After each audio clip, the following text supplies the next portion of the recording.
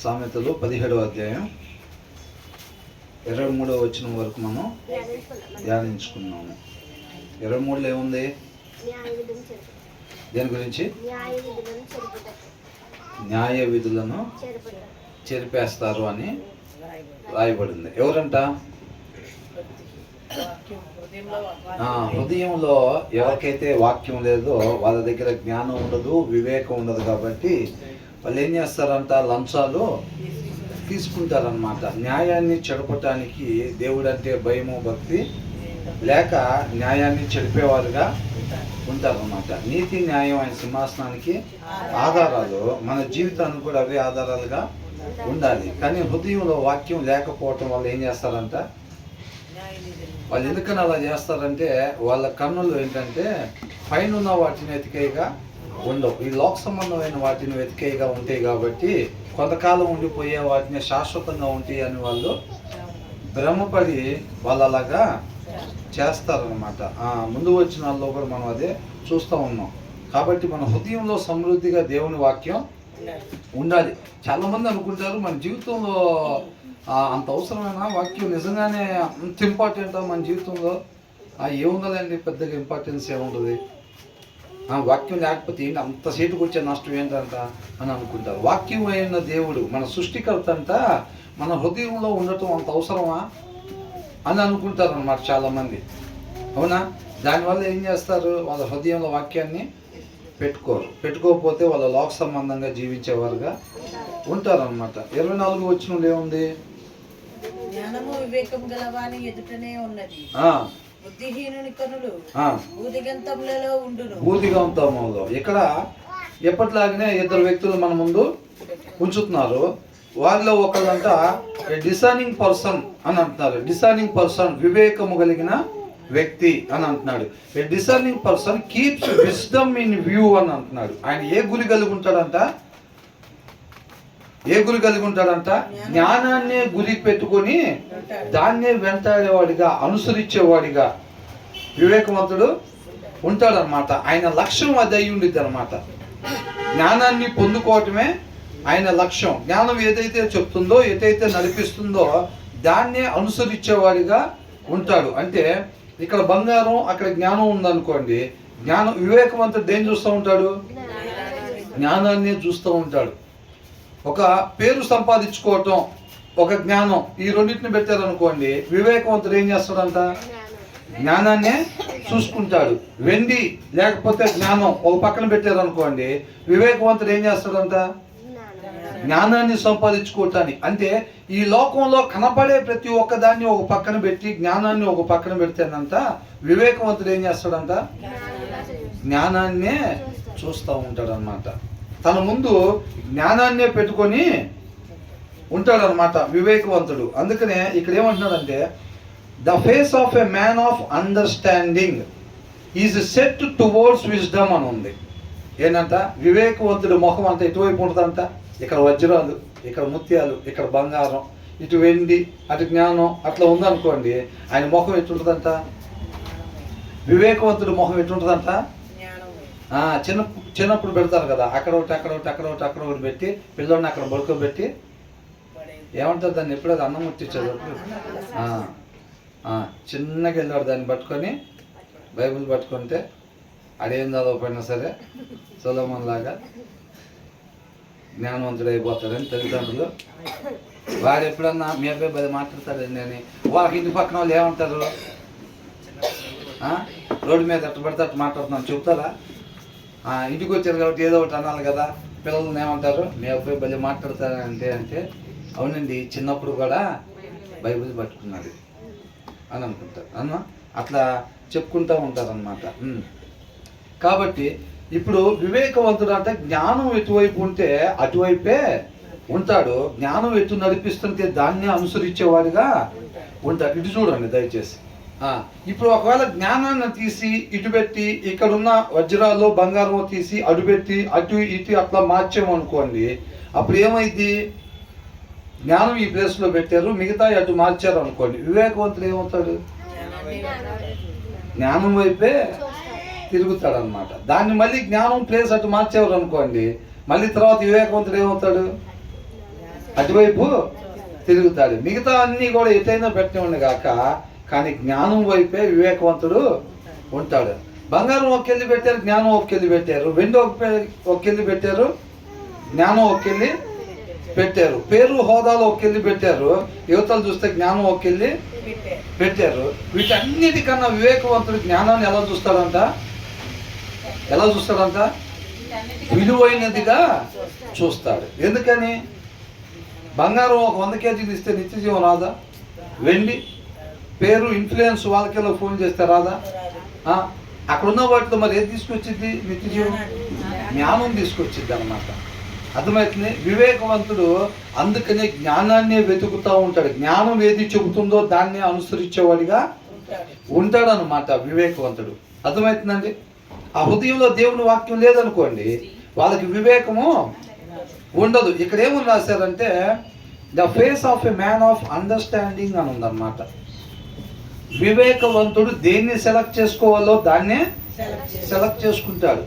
వాటిని మార్చినా సరే అది ఎక్కడుందో వెతుక్కొని దాన్నే సెలెక్ట్ చేసుకుంటాడు.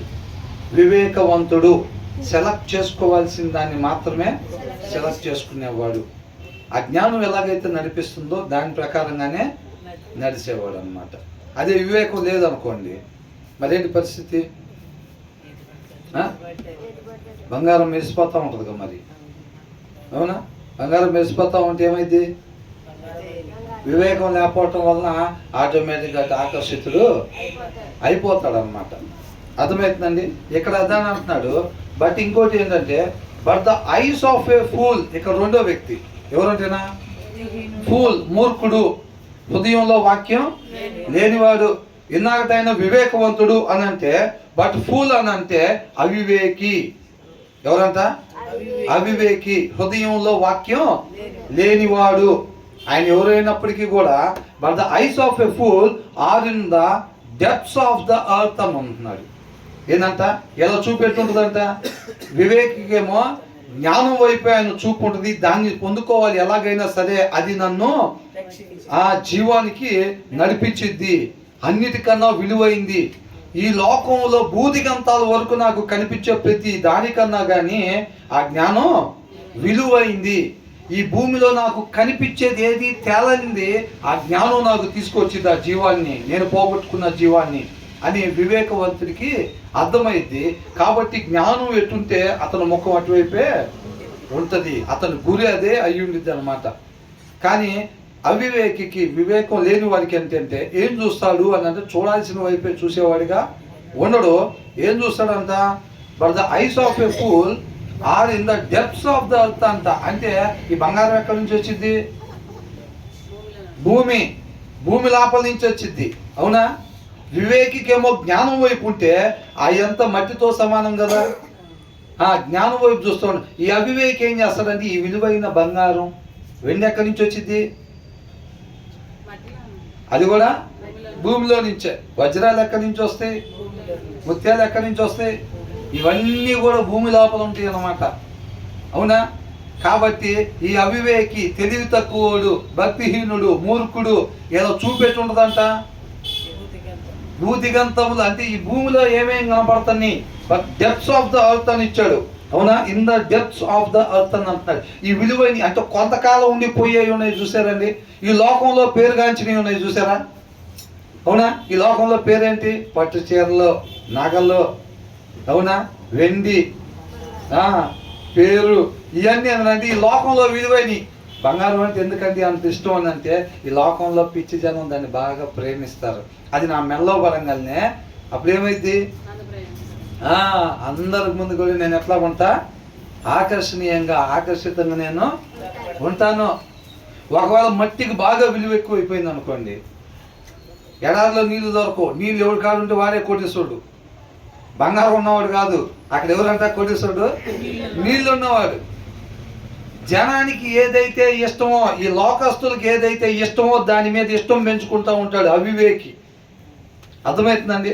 కాబట్టి ఈ లోకంలో ఉన్న వారికి ఏంటంటే విలువైనగా ఏవైతే ఎంచబడుతున్నాయో వాటి వైపు వీళ్ళ చూపు ఉండిద్ది. ఎవరు చూపు?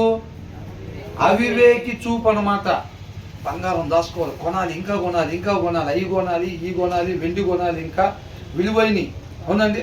డబ్బు అక్కడ పనిచేసిద్దా? ఎంత ఇస్తే నిత్య జీవం గేట్లు తెరుస్తారు అక్కడ?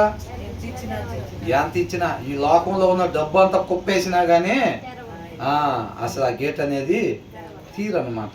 కాబట్టి అవివేకి ఏం చేస్తాడంటే డబ్బు పోగేసుకుంటా ఉంటాడు, వెండిని పోగేస్తూ ఉంటాడు, బంగారం చూపు ఎంత కాడికి ఆటి మీద ఉండిద్ది అనమాట.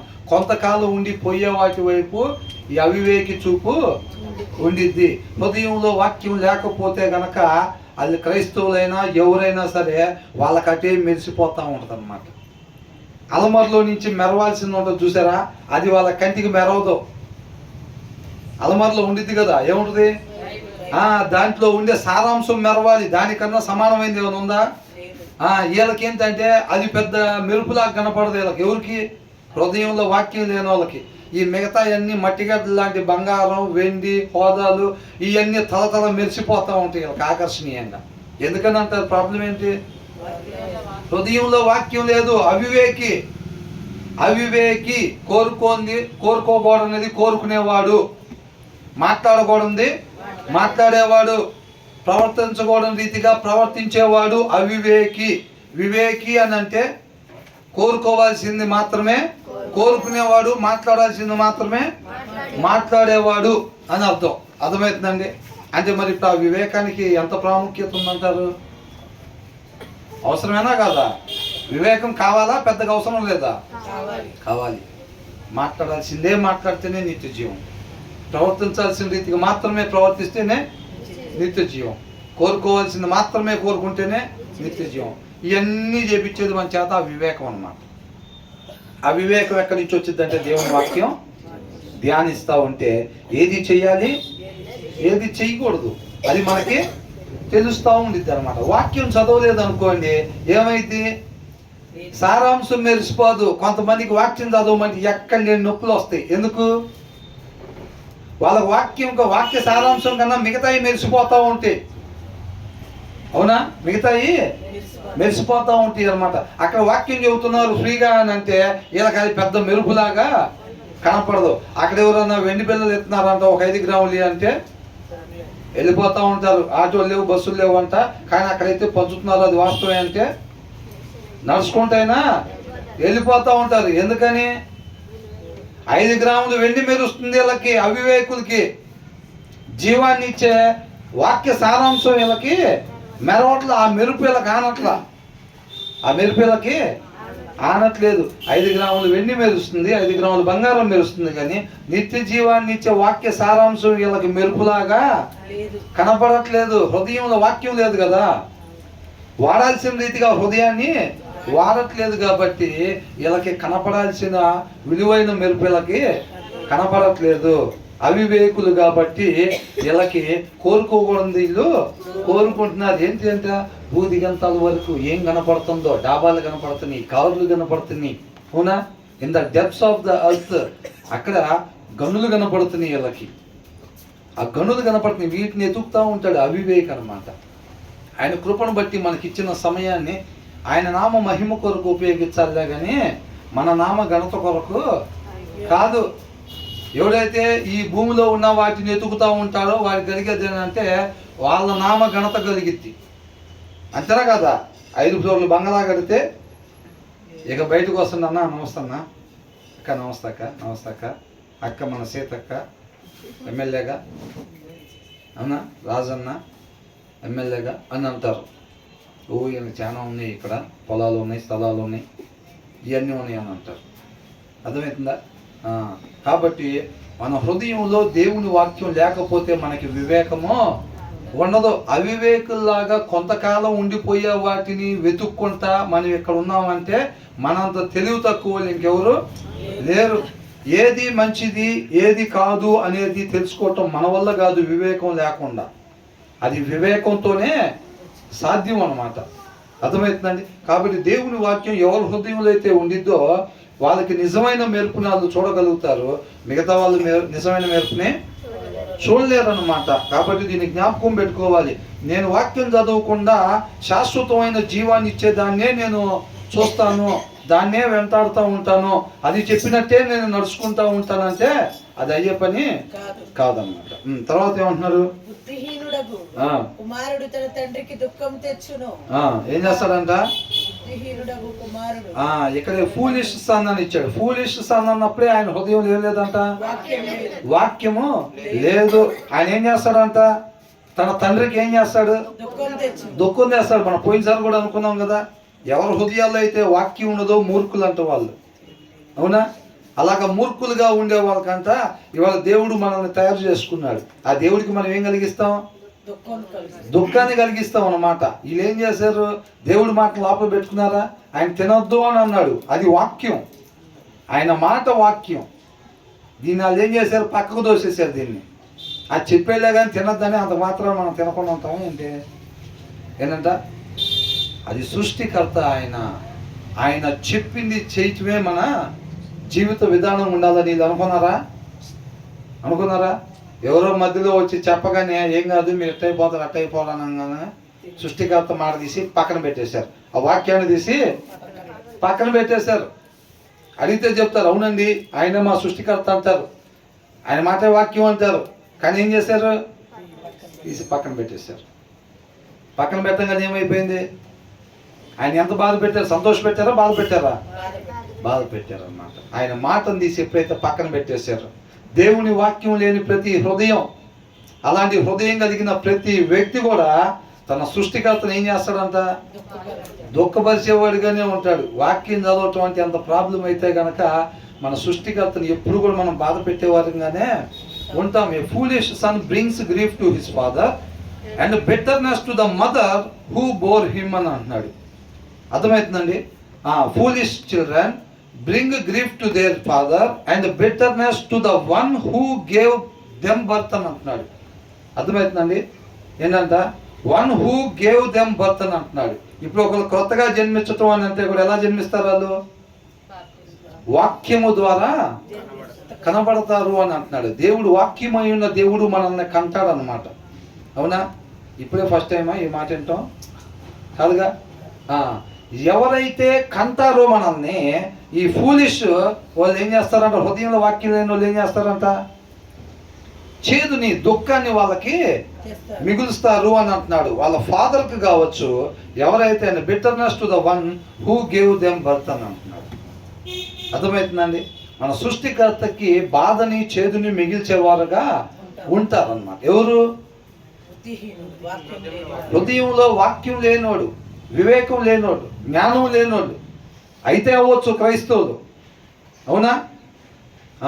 హృదయంలో వాక్యం లేకపోతే, దాని ఇంపార్టెన్స్ లేకపోతే, ఆ సృష్టికర్త మాటని నా హృదయంలో పెట్టుకొని నా జీవితంలో ఒక అడుగు నేను వేయాలి, అప్పుడు వేయాల్సిన దగ్గరే నా అడుగు నేను వేస్తాను అనే గ్రహింపు ఎవరికైతే ఉండిద్దో, ఆయన వాక్యం నా హృదయంలో లేకుండా నేను ఒక అడుగు తీసి పెట్టానని అంటే ఎక్కడ పెడతాం? ఖచ్చితంగా పెట్టకూడని ప్లేస్లో పెడతాం అంతే. అర్థమవుతుందండి? అంత ఇంపార్టెన్స్ ఆ గ్రహింపు ఉండాలి అన్నమాట. ఆ గ్రహింపు మనకి ఉండాలి. ఆయన మాటే మనల్ని నడిపించేది. ఆయన మాట వాక్యం అంతే. అందుకని ఏమంటున్నాడు? నేనే మార్గము అని అంటున్నాడు అన్నమాట. అర్థమవుతుందండి? హృదయంలో వాక్యం లేకుండా క్షణం కూడా ఉండే సాహసం ఎవరు కూడా చెయ్యకూడదు. అవునా? హృదయంలో దేవుని వాక్యం లేకుండా క్షణం కూడా మనం ఉండే సాహసం చేయకూడదు. ప్రతి క్షణం కూడా మన హృదయంలో సమృద్ధిగా దేవుని వాక్యం ఉండాలి. అలా లేకపోతే మనం ఎవరైనప్పటికీ కూడా మన సృష్టికర్తనే కావచ్చు, మన తల్లిదండ్రులనే కావచ్చు, ఎవరినైనా కేవలం దుఃఖపరిచే వాళ్ళుగానే మనం ఉంటాం తప్ప సంతోషపరిచే వాళ్ళంగా మనం ఉండము. తర్వాత ఏమంటున్నారు? ఏం కలుగజేస్తాడంట? బాధ కలుగజేస్తాడంట. మనం తయారు చేసిన ఆయనకి కావచ్చు, మనల్ని కన్న ఆయన కావచ్చు, ఏం చేస్తాం? బాధను కలిగిస్తాం. బాధ కలిగించడం అంటే ఏంటి?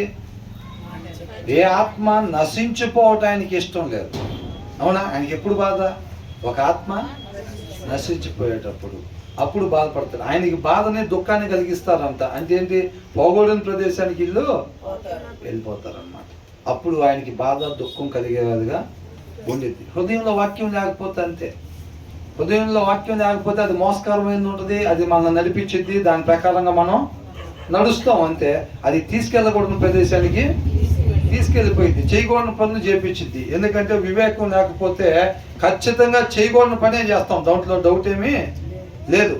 26వ వచనం ఏంటంట? నీతిమంతులను దండించుట న్యాయము కాదు. ఏంటంట? నీతిమంతులు అంటే ఎవరు?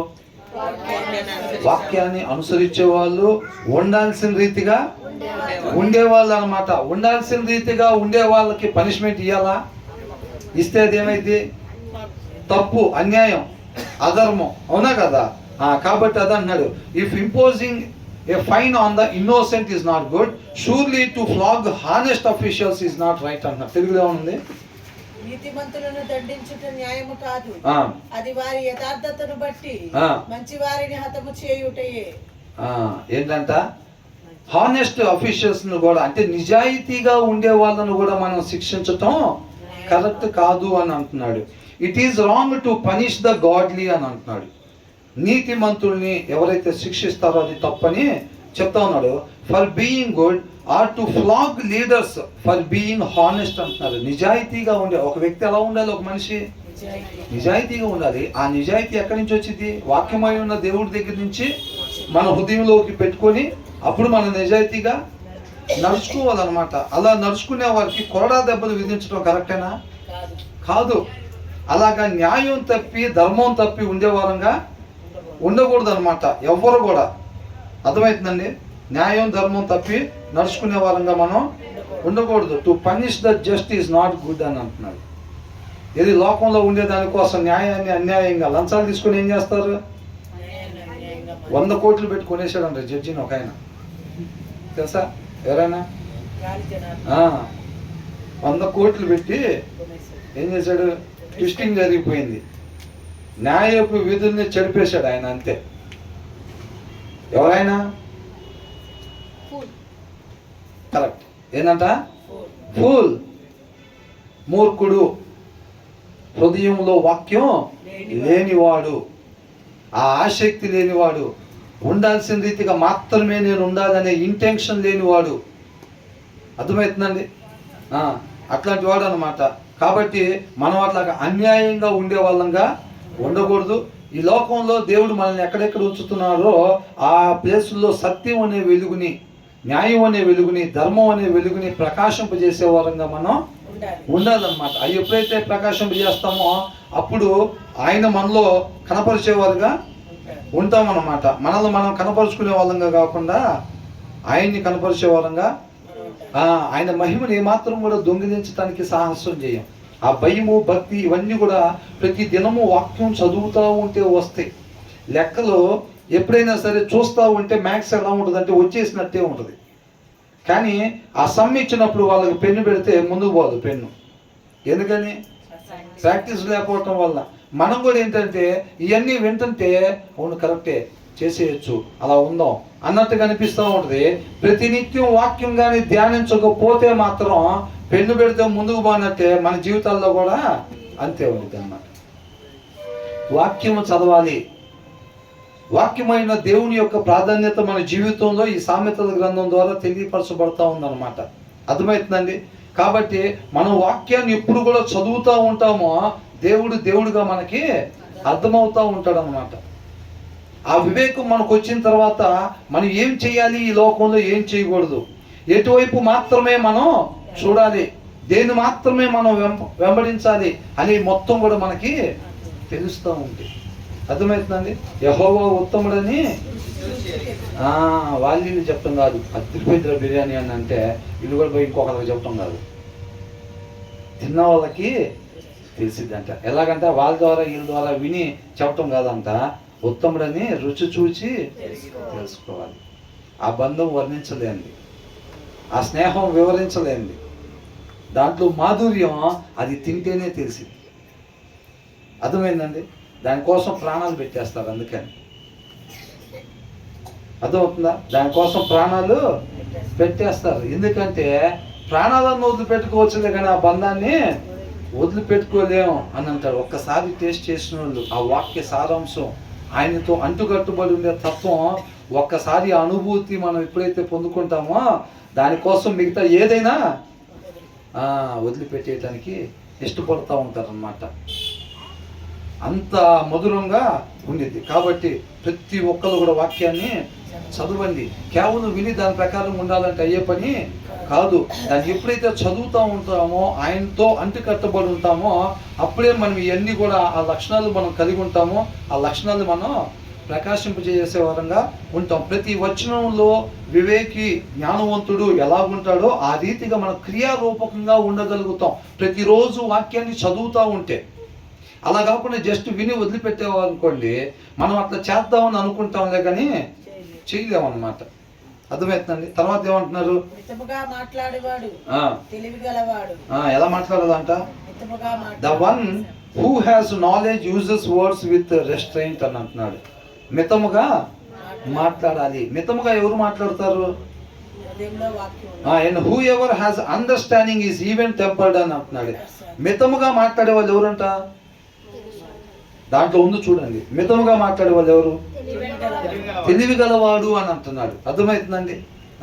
కాపలాదారులాగా ఎవరు పడితే వాళ్ళు రాకుండా రావాల్సిన వాళ్ళనే ఆ కాలనీలోకి వచ్చేటట్టుగా చేస్తారన్నమాట.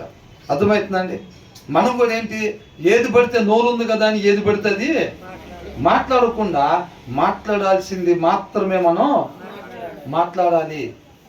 అలాగనమాట. వాళ్ళు తెలివైన వాళ్ళు అని అంటున్నాడు. అర్థమవుతుందండి. తర్వాత ఏమంటున్నారు? శాంత గుణం కలిగిన వాడు. ఏది చెప్పినా కొంతమంది కోపం వచ్చేస్తూ ఉంటుంది. ఏంటంట? ఏది చెప్పినా కానీ ఆటోమేటిక్గా బీపీ వచ్చేసేస్తూ ఉంటుంది. వాళ్ళకి కోపం వచ్చేసేస్తూ ఉంది. ఎందుకని వస్తుందంట? హృదయంలో వాక్యం లేదు, వివేకం లేదు వాళ్ళ దగ్గర. అర్థమవుతుందండి. ఏమంటున్నాడు? And whoever has understanding is even tempered అని అంటున్నాడు. అండర్స్టాండింగ్, వివేకం లేకపోతే ఏమైందంట? టెంపర్డ్గా, షార్ట్ టెంపర్ డెసిషన్లు తీసుకునే వాళ్ళుగా ఉంటారనమాట. వివేకం కలిగిన వాళ్ళు ఎప్పుడూ శాంతంగా నెమ్మదిగా ఆలోచించి దాని ప్రకారంగా చేస్తూ ఉంటారు. ఏం చేయాలో దాని ప్రకారంగా చేసే వాళ్ళగా ఉంటారు తప్ప కోపిస్ట్గా ఉండే వాళ్ళు ఏం చేస్తారు? షార్ట్ టెంపర్ డెసిషన్స్ తీసుకొని మాట్లాడకూడని మాట మాట్లాడేస్తారు. డెసిషన్స్ కూడా ఏంటంటే తీసుకోకూడని నిర్ణయాలు తీసేసుకుంటూ ఉంటారు. కాకపోతే హృదయంలో వాక్యం కలిగిన వాళ్ళు ఏం చేస్తారంటే ఆ వివేకాన్ని ఉపయోగించుకొని ఇప్పుడు ఏం చేయాలి, మనం అక్కడికి వెళ్ళిన తర్వాత ఏం మాట్లాడాలి వాళ్ళతో, ఇలా జరిగింది కదా, మరి అక్కడికి వెళ్ళిన తర్వాత ఏం మాట్లాడాలి, ఏది పడితే అది మాట్లాడకూడదు అని ఆలోచించుకొని మాట్లాడాలి అని అనుకుంటారు. ఎవరి హృదయంలో అయితే దేవుని వాక్యం ఉండదో అక్కడికి వెళ్ళిపోయి షార్ట్ టెంపర్గా అసలు మా ఊడినైనా మీరు అట్లా అంటవేంది, మీరెవరు అంటానికి అని చెప్పి గబగబా పక్కన 2 దెబ్బలు వేసేసేది అటుకీళ్ళు మాట్లాడరు అనమాట. అక్కడ ఒక పరిష్కారం చేసే వాళ్ళుగా ఉంటారు. ఆ నెమ్మది ఉండిద్ది అనమాట వీళ్ళ దగ్గర. ఎవరి దగ్గర? వివేకం కలిగిన వాళ్ళ దగ్గర హృదయంలో ఆ నెమ్మది ఉండిద్ది. వాళ్ళ నోట్లో నుంచి వచ్చే మాట సమాధానాన్ని నెలకొల్పిద్ది అనమాట అక్కడ. అంతే తప్ప అక్కడ సీరియస్నెస్ని క్రియేట్ చేసి ఒకళ్ళొకరు గొడవ పడేటట్టుగా చేయదు అని అంటున్నాడు. ఎవరైతే ఆలోచించుకుని మాట్లాడతారో, ఏది పడితే అది పటపట 4-5 మాటలు దులిపేసే అసలు అని ఆమె నోరెత్తని లేదు ఇట్లా అంటారు చూసారా, వాళ్ళు అవివేకులే, జ్ఞానం లేని వాళ్ళు అనమాట. జ్ఞానం కలిగి మాట్లాడాల్సింది మాత్రమే మనం మాట్లాడాలి. వివేకం కలిగి ఉన్నట్టయితే, మన హృదయంలో దేవుని వాక్యం కలిగి ఉన్నట్టయితే కనుక మనం చక్కగా సంయమనంగా మనం ఉంటాము. అంతే తప్ప తొందరపాటు చర్యలు చేసే వాళ్ళంగా మనం ఉండవు. తర్వాత ఏమంటున్నాడు చివరిది?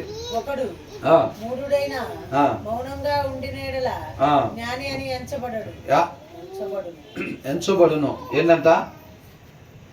ఎవరంటేనా? Even fools are thought wise అని అంటున్నాడు. మూర్ఖుడు కూడానంట మౌనంగా ఉన్నప్పుడుగా జ్ఞానిగా ఎంచబడతాడంట. ఎందుకని? ఆయన మాట్లాడితే అది మూర్ఖత్వమైన మాట అని చెప్పి అవతల వాళ్ళకి అర్థమైద్ది. ఆయన మాట్లాడకుండా కాముకున్నాడు అనుకోండి, ఏమనుకుంటారు అవతల వాళ్ళు? జ్ఞానని అది చెప్తున్నాడు. అంటే హృదయంలో వాక్యం లేకుండా నోరు మూసుకొని ఉండమని కాదు. హృదయంలో వాక్యం లేకుండా ఉంటే అది మాట్లాడుకున్న మాట మాట్లాడింది కాబట్టి మన వాక్యం చదవలేమో కానీ ఏడకు పోయినా మోగోళ్ళలాగా మాట్లాడకుండా ఉంటే అయిపోయింది. అదేనా? అది కాదు. ఇక్కడ ఏంటంటే జ్ఞానం కలిగి ఉండటం గురించి చెప్తున్నాడు.